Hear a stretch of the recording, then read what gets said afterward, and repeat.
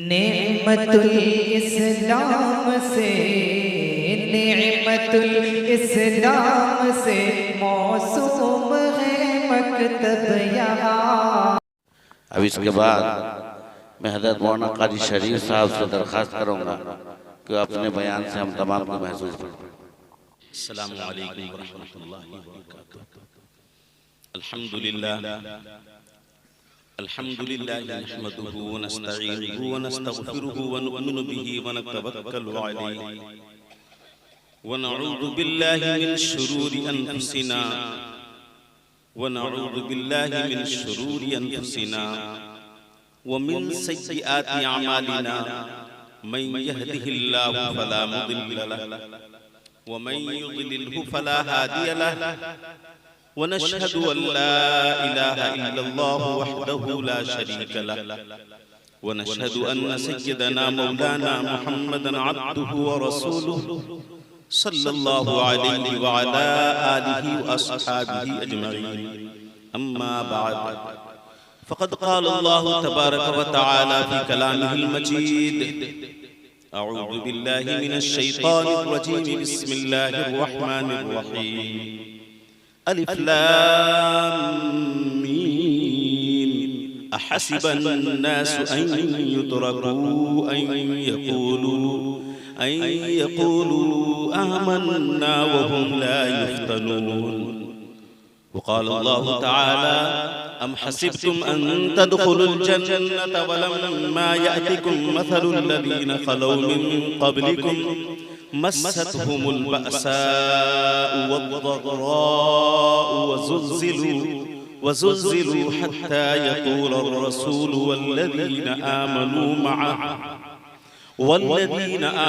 معه متى نصر الله ألا إن نصر الله قريب. وقال الله تعالى: ولقد خلقنا الإنسان من سلالة من طين ثم جعلناه في قرار مكين ثم خلقنا النطفة علقة فخلقنا العلقة مضغة فخلقنا المضغة عظاما فكسونا العظام لحما ثم أنشأناه خلقا آخر فتبارك الله أحسن الخالقين. ثم إنكم بعد ذلك لميتون ثم إنكم يوم القيامة تبعثون. صدق الله العظيم. उठ ऐ मुस्लिम के जिंदा सुन्नते खैरुल बशर कर दें, उठ ऐ मुस्लिम के जिंदा सुन्नते खैरुल बशर कर दें, फिदा इलाए हक के वास्ते हम अपना सर कर दें। खुदा के आखिरी पैगाम के हामिल हम ही तो हैं, खुदा के आखिरी पैगाम के हामिल हम ही तो हैं।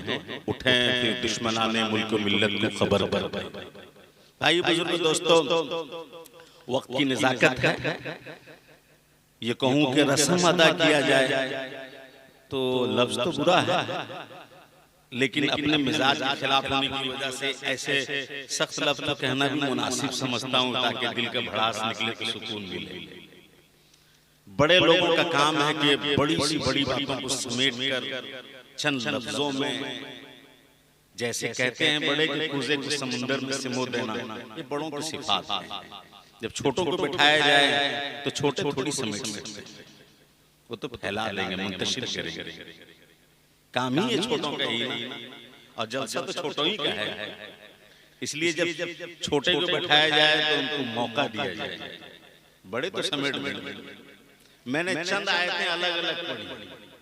जो उलमाए किराम हैं, जो कुरान की तफसीर पर पूरी नजर रखते हैं, वो जानते होंगे सब मजमून तो अलग अलग है जो कुरान की आयतें पढ़ी गई, लेकिन मुश्किल है कि टाइम कम है, कुछ कह सुन लिया जाए, हक अदा हो जाए।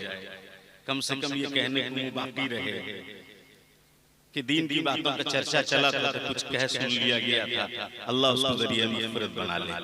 भाई बुजुर्ग दोस्तों, मकतब किसे कहते हैं मालूम है?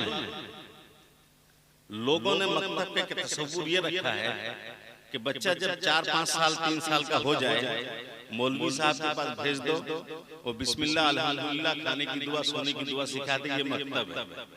नहीं, बच्चों का असल मकतब तो कुरान ने बयान किया, वलक़द खलक़नल इंसाना मिन सुलालतिन मिन तीन। मकतब कहीं और शुरू हो चुका है, बहुत पहले से मकतब शुरू हो जाता है। जब बच्चा माँ के पेट में रहता है ना, वहां से मकतब शुरू होता है। निजाम खुदाबंदी, तरतीब खुदाबंदी के मुताबिक उसे सिर्फ ग़िज़ा की सप्लाई नहीं दी जाती है। जब माँ के पेट में बच्चा होता है, 3 अंधेरियों के अंदर, यख़्लुक़ुकुम फ़ी बुतूनि उम्महातिकुम ख़ल्क़म मिन बअदि ख़ल्क़िन फ़ी ज़ुलुमातिन सलास। 3 अंधेरियों के अंदर मकतब का निजाम शुरू होता है। और सबसे मजबूत मकतब वाला निजाम वहां होता है। और अल्लाह वहां खिलाने का निजाम भी बहुत मजबूत रखते हैं। क्या खिलाते हैं? बच्चे की ग़िज़ा मां के पेट के अंदर है क्या? लोग जानते हैं, खून है। और सुनो, बहुत ढील लगेगा, माँ बहनें भी सुनती होंगी, लेकिन खुदा की कुदरत का निजाम है। 3 अंधेरियों के अंदर माँ के हैज को रोक दिया जाता है। तब लोग जानते हैं कि हुआ कुछ। सब तरफ खुशियों की खबरें फैलाई जाती हैं। माँ का हैज रोका जाता है, उसको रिफाइन किया जाता है, और फिर उसके बाद नाफ के रास्ते से उसको ग़िज़ा पहुंचाई जाती है। अच्छा, हर ग़िज़ा का अंजाम क्या है? पेशाब पैखाना होना चाहिए ना। ग़िज़ा का अंजाम तो यही है। पेशाब पैखाना कहाँ होता है? पेशाब पैखाना 4 महीने तक बच्चे के पेट में स्टॉक करवाते हैं, पूरा जमा रहता है। ये नामुमकिन तो है नहीं। हम तो 24 घंटा क्या, जिनका पेट खराब हुआ बेचारे 2-2 दिन 3-3 के बाद 3-3 दिन के बाद जाके खाली करते हैं। तो अल्लाह 4 महीना रोक दे तो क्या मुश्किल है उसके लिए? 4 महीने तक वो स्टॉक रहता है। अब जब बच्चा पैदा होता है, घराने की औरतें परेशान होती हैं, कहाँ दूध होते ही नहीं, दूध कहाँ से होगा? खुदा का निजाम है, पहले पेट साफ करो, तीसरे दिन के बाद दूध माँ के सीने में अल्लाह उतारे। और डॉक्टर के पास जाकर सिफारिश करवाते हैं, कुछ लिख लीजिए दवा, बच्चा नहीं होता। बेचारे जानते ही नहीं है इंसानी तखलीक का जो निजाम है खुदा का, वो इसी तरतीब से कि उतरेगा, लेकिन पहले साफ करो। चुनांचे बच्चा साफ कैसा करता है सोचो तो, दिन भर में हर कुछ देर में देखो कपड़ा खराब, कभी हरा, कभी पीला, कभी सफेद, कभी मटियाले रंग का, वो सब जितना जमा था ना 4 महीने में, अल्लाह उसको निकालता है। अब निकालने के बाद क्या करते हैं? उसी खून को फिर पिलाते हैं। लेकिन जब दुनिया में आकर इंसान खून को पिएगा, किसी को दे दो खून पीने के लिए, पी लेगा, नफरत। खुदा ने हमारी तबीयत का कितना ख्याल रखा। माँ के सीने में उस खून को प्योर व्हाइट शक्ल में सप्लाई करवा रही है, लेकिन माँ खून पिलाती है। इसलिए कुरान ने इतना बड़ा रुतबा बयान किया, इसलिए हदीस ने इतने रुतबों को बयान किया, तज़किरे को बहुत बुलंद किया। माँ फरमाया कि अब अल्लाह दूध की शक्ल में उसको मुंतकिल करवाते हैं। अब सोच के देखो, पूरा धड़ा उसका तैयार हो रहा है, मकतब का निजाम है, पूरा धड़ा तैयार हो रहा है। वहीं से निजाम मकतब को अल्लाह ने चलवाया है। इसीलिए फरमाया कि माँ जैसी होगी औलाद का रंग भी उसी तरह होगा। मैं रंग का मतलब ये जो काला गोरा उसको नहीं कह रहा, बल्कि उसकी सरीर, उसकी तबीयत, उसके चाल ढाल, उसके हरकत, वो उसी तरह बनेंगे। हत्ता कि फरमाया एक माँ अगर कुरान की तिलावत कसरत से करने वाली होगी, ये हो नहीं सकता कि उसकी औलाद कसरत से तिलावत करने वाली नहीं होगी, ये हो नहीं सकता। क्योंकि अल्लाह ने मकतब के निजाम को वहां से शुरू किया। चुनांचे आप लोग वाकया सुने होंगे, एक बुजुर्ग माँ दाखिले के लिए मौलवी साहब और इमाम साहब के पास लेकर गई अपने बच्चे को कि इसका दाखिला ले लीजिए।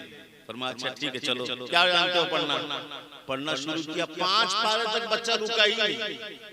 अब पहला दिन है मकतब का पहला दिन, 5 पारे तक बच्चा रुका ही नहीं। उसको कहा गया था कि तुमको क्या याद है सुनाओ।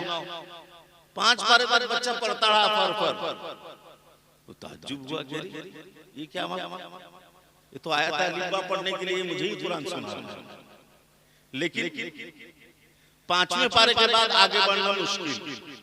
पूछा माँ से क्या किस्सा है, बात क्या है। मालूम ही हुआ कि माँ 5 पारे की हाफिजा थी। माँ 5 पारे की हाफिजा थी। बराबर वो उसको पढ़ती रहती थी। कब पढ़ती थी? जब वो पेट में था तो पढ़ती थी, और जब पेट से निकला तो पढ़ती थी। और याद रखो, पैदाइश का दिन जितना पहला, दूसरा, तीसरा शुरू का होगा, वो इंसान के स्मार्टनेस का सबसे आला वक्त होगा, बेस्ट वक्त, सबसे बेहतरीन वक्त। लोग समझते हैं मेरा बच्चा छोटा है, नहीं समझता है। मोबाइल जैसे चाहो देख लो, मियां बीबी जैसे तस्करे कर लो, और टीवी के स्क्रीन पर जो चाहे किस्सा सुन लो, सुना लो। नहीं, बच्चे का सबसे ज्यादा ज़हानत का वक्त उसका बचपना होता है। जैसा दोगे वैसा छपेगा। फ़अबवाहु युहव्विदानिही औ युनस्सिरानिही औ युमज्जिसानिही औ कमा क़ाल अलैहि सलातु वस्सलाम। बाप माँ जैसा चाहेंगे रंग चढ़ा देंगे। अब सोच के देखो, हमने रंग चढ़ाया यहूदियों का, हमने रंग चढ़ाया नसारा का, हमने रंग चढ़ाया काफिरों वाला। अब उम्मीद क्या रखते हैं? अब उम्मीद काफिरों जैसी उम्मीद तो रखना होगा ना, नसारा जैसी उम्मीद रखना होगा। जैसी तहजीब बापा मुंतकिल करेंगे, जैसी सुबह उनकी गुजरी होगी, जैसा शाम उनका हुआ होगा, उसी तरह की रहनियत लेकर बच्चे मैदान में आते हैं। अब दुनिया की इस पूरी दुनिया के अंदर इस वक्त तो भूचाल मचा हुआ है। सोचो किसकी वजह से मचा हुआ है? अल्लाह की वजह से मचा हुआ, रसूल की वजह से मचा हुआ, इंसानों की वजह से मचा हुआ। इंसान लफ्ज बहुत छोटा है, ईमान वालों की वजह से पूरी दुनिया में पहुंचा। शिकायत गैरों से हम क्यों करेंगे? अल्लाह ने तो कायनात के निजाम का दारोमदार हमारे ऊपर रखा है। ईमान वालों के हालात जैसे होंगे, दुनिया वालों के हालात वैसे बने और बिगड़े।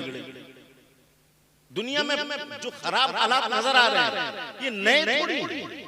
कुरान ने तो कहा है, मेरे सहाबा को तो तुम देखो, हम हसिबतुम अन तदखुलुल जन्नत वलम्मा यातिकुम मसलुल लदीना खलौ मिन क़ब्लिकुम। ए लोगों, क्या तुम ये ख्याल करते हो कि जन्नत ऐसे दे देंगे तुम? वलम्मा यातिकुम मसलुल लदीना खलौ मिन क़ब्लिकुम, जैसे हालात तुमसे पहलों पर आए हैं, वैसे हालात तुम्हारे ऊपर नहीं आएंगे। जन्नत दे दी जाएगी, सिर्फ खब्बाब को सताया जाएगा और जन्नत तुम पाओ। सिर्फ बिलाल को घसीटा जाएगा, जन्नत तुम पाओ।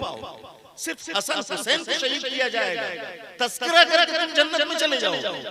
नहीं मेरे बंदो, सुनो, मस्सतहुमुल बअसाउ वज़र्रा वज़ुलज़िलू, उनके ऊपर बुरे हालात आए थे, गम का पहाड़ तोड़ा गया था। और सिर्फ इतना ही नहीं, वज़ुलज़िलू, हिला दिए गए, कलेजा मुंह आ गया। और कितना हिलाए गए मालूम है? हत्ता यक़ूल रसूल वल्लज़ीना आमनू मअह। सिर्फ सहाबा नहीं कह रहे थे, अल्लाह के रसूल फरमा रहे थे, और अल्लाह के अंबिया भी अपने जमाने में कहा कह रहे थे। क्या? मता नस्रुल्लाह, अल्लाह की मदद कब आई? ये तो हमारे घरों को बुलडोजर चलवा चुके, अल्लाह हमारे नौजवानों को कत्ल कर चुके, अल्लाह हमारी मस्जिदों को मिस्मार कर चुके। मदद कब आई? अल्लाह ने सुनाया, अला इन्ना नस्रल्लाहि करीब। मेरे बंदो याद रखो, दुनिया में सिर्फ शाम नहीं है, शाम को खत्म होकर सुबह भी आ गई। दुनिया के हालात हमेशा यकसा नहीं रहेंगे। अदलते बदलते रहे। आज किसी के साथ हालात है, आज कोई बादशाह की कुर्सी में इस धोखे में न रहे कि कुर्सी हमारी हमेशा की जाए। ए गमज़दा लोगों, प्यारे नबी सल्लल्लाहु अलैहि वसल्लम की उम्मत, सुनो, ये हालात तुम्हारे ऊपर हमेशा के लिए नहीं आए हैं, ये वक्ती हैं, चले जाएंगे, लेकिन अपने हालात को सुधार लो और खुद अपनी फिक्र के साथ साथ अपनी नस्लों की फिक्र करो, अपनी फिक्रों के साथ अपनी नस्लों की फिक्र करो। दुनिया में बड़ी सी बड़ी डिग्री 15 से 16 साल में आसानी से हासिल होती है, या होगा तो बहुत पीजी वगैरह कर करके डॉक्टर भी तैयार होगा, 20 साल लगेगा। लेकिन 20 साल पहले पढ़ाई शुरू किया था और 20 साल के बाद पढ़ाई खत्म करने के बाद एक बेहतरीन माहिर डॉक्टर बनकर जब मार्केट में आता है, 40 साल की उम्र हो चुकी होती है, 20-25 साल के बाद उसकी डॉक्टरी खत्म। लेकिन एक मकतब का निजाम है, एक बच्चा अल्लाह पढ़ता है, एक बच्चा अल्लाह के रसूल का नाम सीखता है, एक बच्चा कलमा पढ़ता है, कलमे का मफहूम सीखता सिखाता है, वो मरने के बाद खत्म हो जाएगा? नहीं, भाव बढ़ जाएगा। दुनिया के डॉक्टर खत्म हो गए तो उनकी डॉक्टरी वही खत्म, लेकिन कुरान को पढ़ने वाला जब दुनिया की जाहिरी हयात से चला जाता है तो वहीं पर उसका खत्म नहीं होता, बल्कि रुतबे और बढ़ते, पढ़ता जा, चढ़ता जा, जहां तेरा आखिरी हर्फ होगा वही तेरा मकाम।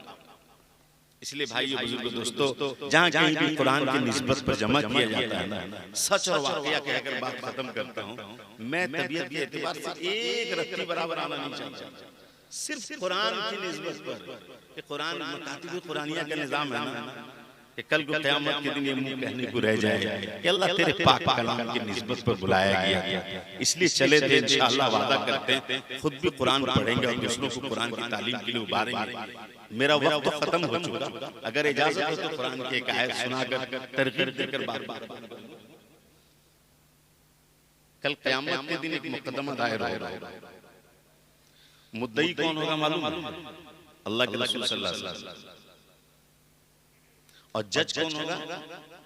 खुद रब्बे ज़ुल जलाल, कायनात का मालिक, खुदा, परवरदिगार, जो रात के अंधेरे में हमें वैसा ही देखता है जैसे कि दिन के उजाले में देखता है, वो जज। आज मुकदमा पिटीशन क्या हो, कुरान सुनाता है, वक़ाल रसूल या रब्बी इन्न कौमी इत्तख़ज़ू हाज़ल कुरआन महजूरा। तर्जुमा सुनाओ, अल्लाह के रसूल फरमाएंगे, मुकदमा दायर हो रहा है, क्या तुम्हारा मुकदमा? सुनो, सुनाएंगे, या रब्बी, ऐ मेरे रब, इन्न कौमी, मेरी इस कौम ने, इत्तख़ज़ू हाज़ल कुरआन महजूरा, इसने कुरान को छोड़ दिया था। अच्छा, मुकदमा सच्चा है झूठा? पूरा मजमा बोले।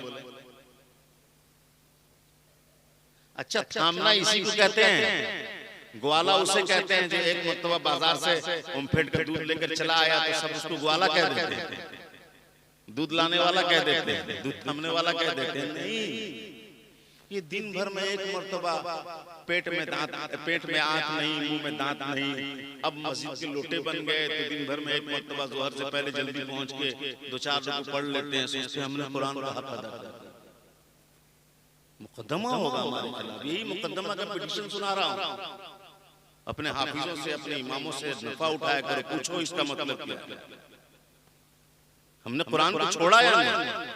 हमारे घर की औरतें कुरान दिन भर में कभी नहीं पढ़ती, हमारे चाय में देरी नहीं हो सकती है, लेकिन कुरान पढ़ने के लिए कभी पूछते भी नहीं कि कुरान पढ़ी या नहीं। और ससुर बनने के लिए तैयार, बाप बनने के लिए तैयार।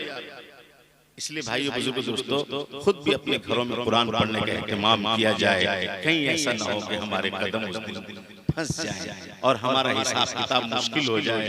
क्योंकि जैसा आप मुद्दई है ना, उस मुद्दई के दावे को खुदा सुनकर रब्बे ज़ुल जलाल क्या फैसला करेंगे हमारे खिलाफ, कि हम कहीं छोड़ने वालों होते नहीं। और जो पढ़ना नहीं जानते हो ना, मैं हर जगह कहा करता हूँ, पढ़ने की कोशिश करो, जब तक नहीं आया है रोजाना कुरान खोलकर अल्लाह के कलाम पर उंगली ही फेरा करा, हो सकता है अल्लाह ताला माफ कर दें कि चलो कोशिश तो कर रहा था। अल्लाह ताला से दुआ है, अल्लाह जिन्होंने इस मकतब के निज़ाम को लेकर इस निज़ाम को कायम किया, हमको सुनने सुनाने का मौका दिया, बच्चों के पढ़ने पढ़ाने का निज़ाम कायम किया है, अल्लाह उनकी खिदमत को कबूल फरमाए। और जो लोग इसका ताउन करते हैं अल्लाह उनको उनके गुमान से ज्यादा बेहतरीन बंदा नसीब फरमाए। आमीन सुम्मा आमीन। व आखिर दावाना अल्हम्दुलिल्लाह।